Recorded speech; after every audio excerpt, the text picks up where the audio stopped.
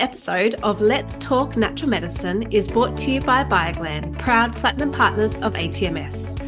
For over 40 years, Bioglan has delivered innovative, high-quality vitamins, supplements and superfoods, helping Australians live healthier lives. Find Bioglan at your local pharmacy today. Welcome back to Let's Talk Natural Medicine, brought to you by the Australian Traditional Medicine Society. I'm your host, Natalie Hume. Did you know that even mild hydration can affect your mood, energy levels, and overall health? Hydration is essential, but electrolytes play a critical role in ensuring your body's system runs smoothly too. Joining us today to have a look at this dynamic relationship between hydration and electrolytes is Kira Sutherland, a respected sports nutritionist and naturopath. Kira, thanks for joining us today. Thanks for having me, Natalie. Excited to be here. Thank you. So, Kira, let's get started. Can you explain why hydration and electrolytes are so important for overall health? Oh, sure. So, hydration itself, so how much fluid is sitting in your body. Our bodies are about 60% water. So for everything to work smoothly, for nervous system, for your nervous system to work, muscle contraction, nerve conduction, digestive system, temperature regulation, all depend on brain function, all have part of a dependence on your hydration status. And then electrolytes are just the little chemicals or micronutrients that sit within the body, not just within the fluids, but like within the cells, within the blood. And they are, they do all of those things that I've just listed as well. They help the water, move things in and out of cells. They help with waste. They help nerve conduction, all kinds of stuff. So they work in tandem, but they are kind of separate as well. What really first sparked your interest in focusing on hydration and electrolyte balance? And how have you seen this impact with your patients in your clinic as well? So, hydration has always been a big part of natural medicine. We have a really big focus in naturopathy around your 7 kind of main principles of healthy eating, deep breathing, being in nature, sleeping. But one of them is also optimum hydration status, so drinking clean or healthy fluids and water. So that was always kind of part of what was important naturopathically. And then living in Sydney, Australia, it is hot here, and I work mainly with athletes. So I'm also dealing with all these people playing sport that have very different sweat rates depending on your sex or your age, whether you're a child, a teenager, or an adult. There's all these different reasons why we sweat at different levels and for different sports. So it became vital understanding that for optimum performance. So it was a performance thing, I guess. Really, that was a long answer, but yeah. No, perfect. And I like how you've obviously gone into that sports side of things as well. So you're really helping athletes get to their peak, obviously, which is really important. Hydration and electrolytes will be vital for them. Well, and let me also say, I use the term athlete, but I should say exercisers, because we all are supposed to be exercising. Kids and teens exercise a lot, but as adults, we should be moving. And hydration is vital, not just for elite athletes, but all people playing sport. Yeah. And how many kids play sport these days? It's massive. Massive. And then you get the people that are doing one soccer game and then another team is missing somebody, so they go dashing off, and you get these children playing, 3-4 hours of sport in the Australian summer. And that's a big issue. Yes, absolutely. So then let's break it down a bit. What exactly are electrolytes? And how do they function alongside hydration to keep us healthy and energized? So most people think of electrolytes like salt or sodium chloride, but we also have magnesium, potassium. We have a lot of little minerals that are all counted as electrolytes. And they are natural substances that have a positive or a negative charge or electrical charge that are also dissolved in water. So the idea, we won't go too chemical, but they help pull fluids in and out of the cells. They help with nerve conduction and the speed of nerve conduction along with fluid levels. So they're used for everything in the body: muscle contraction, relaxation, all kinds of stuff. So it's just all those little nutrients that get dissolved into our water, positive and negative charge. And so what are some practical ways that we can stay properly hydrated, maintain healthy electrolyte levels, especially during hot summer? We are recording this, and yesterday was 40 degrees here in Sydney, especially after exercise as well. Yeah. So again, it really depends on who you are. So male to female, sex assignment at birth, you are going to have, men have more sweat glands than females. You sweat better as you age. Children and early teens don't have great temperature regulation, or they don't have mature sweat glands. So they actually run a higher risk of getting too hot from sport versus adults. So we also need to watch that, but we also need to watch not overhydrating, and I'll get into that in a minute. But practical tips. Is water good most of the time? Yes, there are. If you are eating a healthy diet with really great volume of fruits and vegetables, a little bit of salt in the cooking, you should, your dark green leafy veggies and your fruits, all veggies, have a good amount of electrolytes. Packaged food has a lot of sodium, not always a lot of the other electrolytes, but the healthier you eat, you usually get good electrolyte volume. Do you need to use sports drinks? There's a time and a place where sports drinks come into play, and there's all types of sports drinks, from the ones we know on the market to, you can buy a lot of sachets these days without food coloring that have a great spread of electrolytes as well. But do we always need to be supplementing with sachets or sports drinks? No. Did that make sense? Yeah. Yeah. And I know a lot of people talk about magnesium, and I guess they really just hone in on magnesium, right? So that's one element that you might be looking at. So the issue is, when we are sweating, we lose a lot of through sweat, we lose a lot of our electrolytes.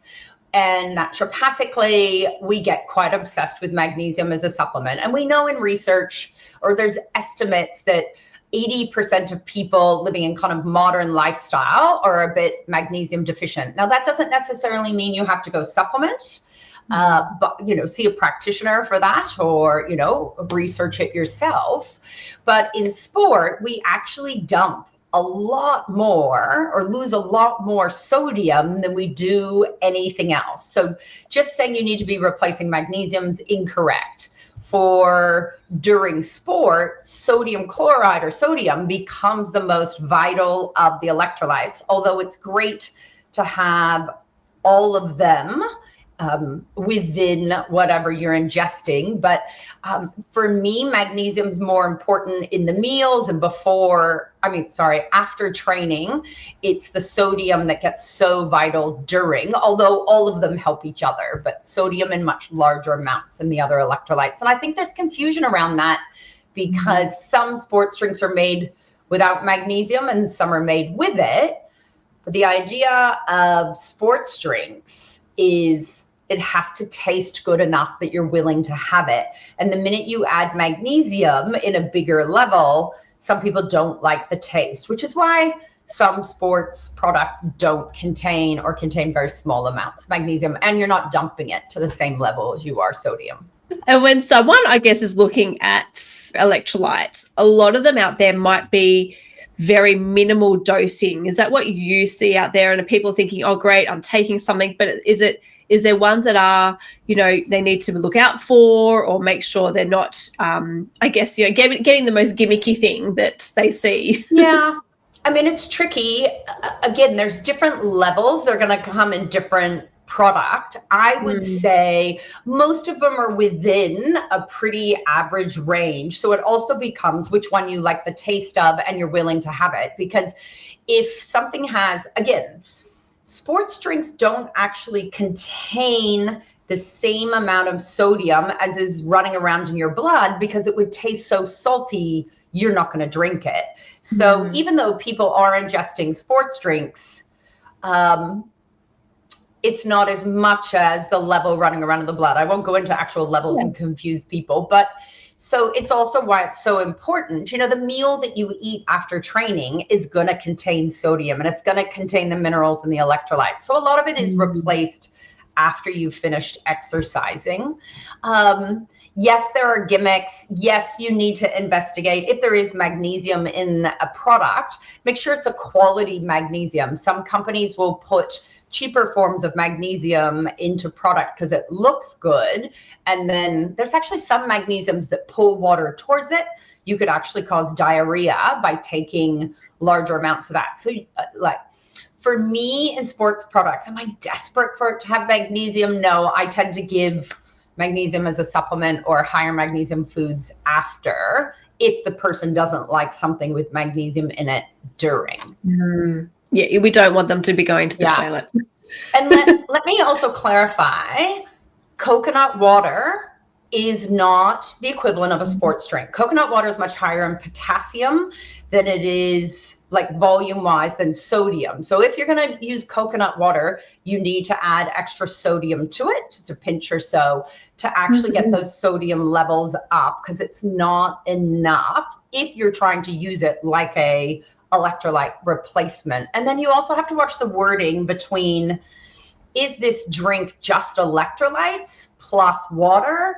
Or I keep saying sports drink. When I say sports drink, I'm actually meaning electrolytes plus carbohydrate, because you're trying to fuel your muscles during sport with that carbohydrate. So there's two different styles of products out there. And again, coconut water, not enough carbohydrate if you truly need a sports drink, which is supposed to contain, sports drinks generally contain 6 to 8 grams of carbohydrate per every 100 ml of fluid to help fuel you during sport. But again, do you need a sports drink, sports lasting less than an hour? No.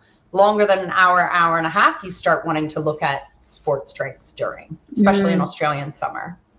And I like how you brought in that carbohydrate too, because a lot of people will be looking at the sugar content and carbohydrate content, right? Yeah.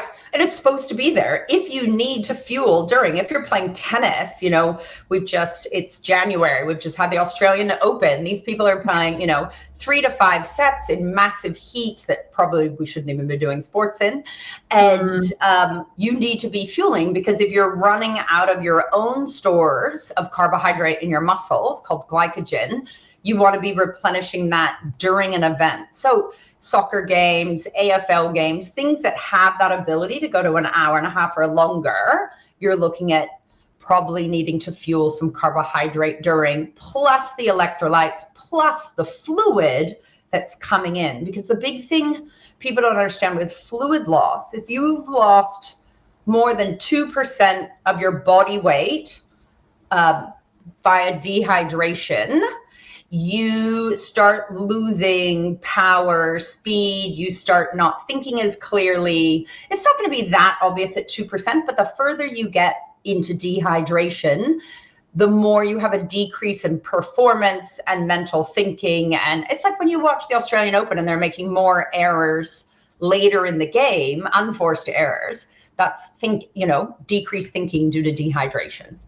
This episode of Let's Talk Natural Medicine is brought to you by Bioglan, proud platinum partners of ATMS. Bioglan is your go-to pharmacy-only provider of high-quality vitamins, supplements, and superfoods. Their commitment to innovation and unique formulations has earned them a reputation for excellence in supporting health and wellness. Together, we're building a stronger, healthier future for natural medicine. Thank you, Bioglan, for your partnership and support. What do we need to notice if we are feeling dehydrated? Then what are the signs that we need to look at? So mild dehydration, you do get thirst. If you're really dehydrated, being thirsty actually kind of goes away, but that's pretty serious. But mild dehydration, your lips are going to feel dry, your mouth's dry, you're going to be thirsty, your urine output will start to slow down. You might or might not notice that. further dehydration, things get a bit more sunken. A good way to test is like skin turgor.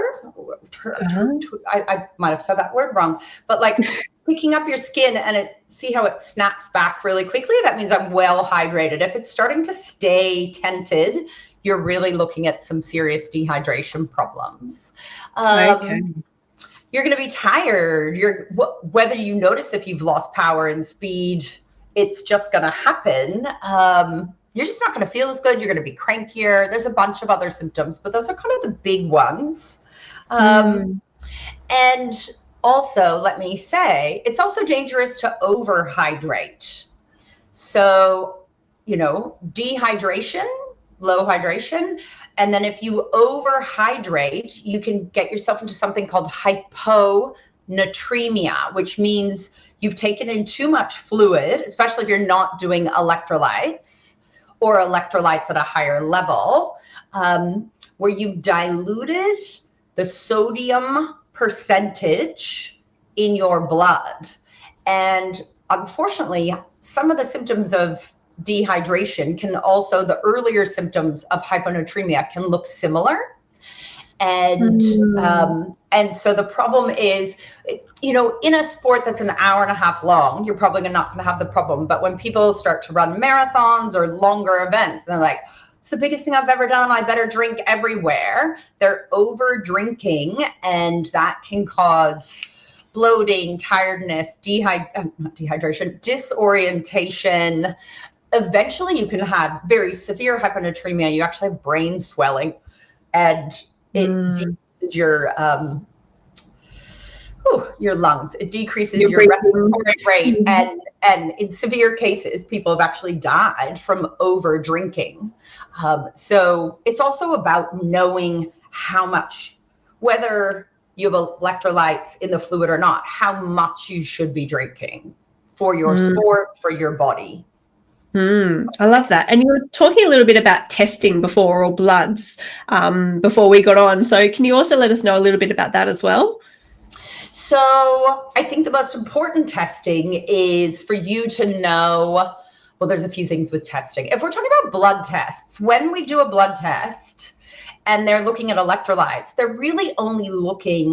those tests are really only looking at that moment in time of your electrolyte status. So they can be up or down depending on, have you fasted for the blood test? What have you recently done? A lot of people don't know. You're not actually supposed to exercise. I mean, maybe walking is fine, but no hard exercise for 24 hours before a blood test.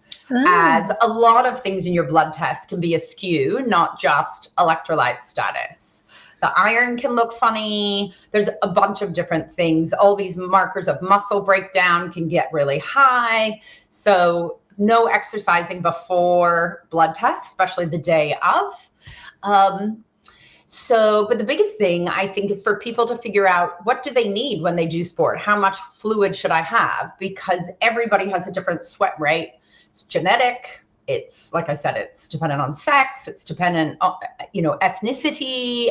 Like a lot of, are you acclimatized to the climate you're living in? Like if you and I was just in Canada in the snow for weeks and weeks and weeks, and then I come here and it's super hot, I will sweat more and lose more electrolytes in the first week or two than I'm acclimatizing to a hotter environment. Pre-acclimatized, I'm not going to sweat as much. So the best thing to do is to weigh yourself. Hypothetically, you want to weigh yourself in the morning naked on a digital scale. Write down how much you weigh.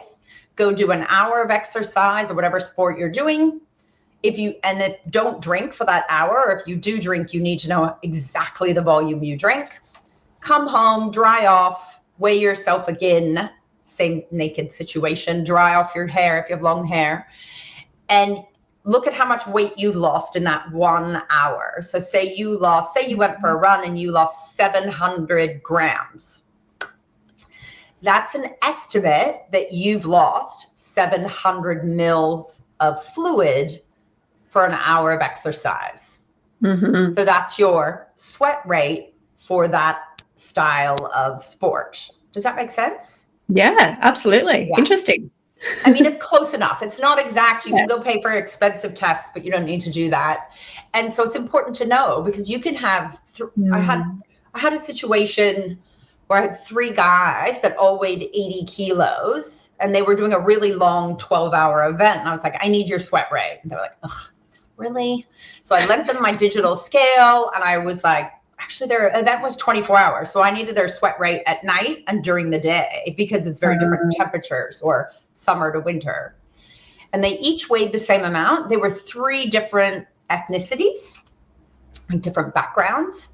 One lost 400 mils an hour, one lost 800, and the third guy lost 1.4 liters of fluid an hour. Like, you can't actually replace that much per hour while you're doing sport. But had I told them all to have 800 mils an hour, I could have put one person into hyponatremia, and I would have put one person into dehydration. So during sport, do you have to replace 100%? No, but you should never go above it. You can get under and close, and then you have the rest of the day to make up your dehydration losses. Yeah, that's super interesting. I love that. We're all individuals.